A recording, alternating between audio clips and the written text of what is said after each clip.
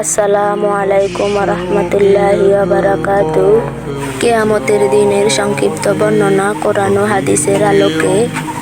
সমস্ত প্রশংসা আল্লাহ তাআলার জন্য। দুরূদ সালাম বর্ষিত হোক আমাদের প্রিয় নবী হযরত মুহাম্মদ সাল্লাল্লাহু আলাইহি সাল্লামের জন্য। প্রিয় দর্শক, ভিডিওটা ফুল দেখার অনুরোধ রইল। প্রিয় দর্শক, আজ আমরা কিয়ামতের দিনের সংক্ষিপ্ত বর্ণনা সম্পর্কে জানব। কিয়ামত এমন একটি দিন যেদিন পৃথিবীর সব মানুষকে আল্লাহ তাআলার সামনে উপস্থিত হতে হবে এবং প্রত্যেকের আর আমলের হিসাব দিতে হবে। আল্লাহ তাআলা কোরআনে বারবার কিয়ামতের দিনের কথা স্মরণ করিয়ে দিয়েছেন, তাই একজন মুমিনের উচিত সেই দিনের জন্য প্রস্তুত নেওয়া।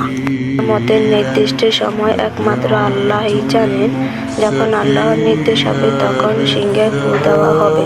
এরপর পৃথিবীর সবকিছু ধ্বংস হয়ে যাবে। পরে আল্লাহর নির্দেশ সবাইকে জীবিত করা হবে এবং মানুষ কবর থেকে উঠে মহান রবের সামনে উপস্থিত হবে। সেদিন কেউ কারো উপকার করতে পারবে না যদি না আল্লাহ অনুমতি দেন। প্রত্যেক মানুষকে তার জীবনের প্রতি কাজের হিসাব দিতে হবে। মানুষের আমলনামা তার হাতে তুলে দেওয়া হবে, আর আমলনামা ডান হাতে দেওয়া হবে, সেই সফল হবে। যার বাম হাতে দেওয়া হবে, পিছিয়ে দিক দিয়ে দেওয়া হবে, সে বরং ক্ষতির সম্মুখীন হবে। এরপর মানুষের ভালো মন্দ আমল ওজন করা হবে। যার নেক আমল বেশি হবে আল্লাহর রহমত সফল হবে, আর যে গুনাহ নিয়ে তওবা ছাড়া মারা যাবে তার ব্যাপারে আল্লাহর ন্যায় বিচার হবে।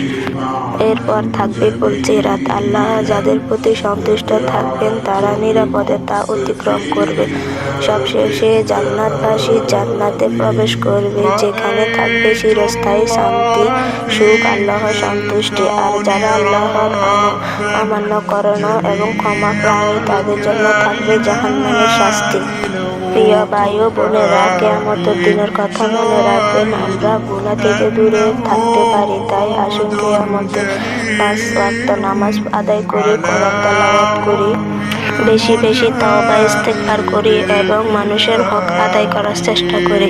আল্লাহ তাআলা আমাদের সবাইকে কিয়ামতের কঠিন দিনে নিরাপদ রাখুক এবং জান্নাতুল ফেরদাউস দান করুক। আমিন।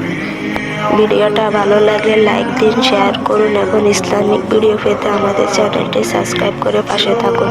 আসসালামু আলাইকুম রাহমাতুল্লাহি ওয়া বারাকাতুহু।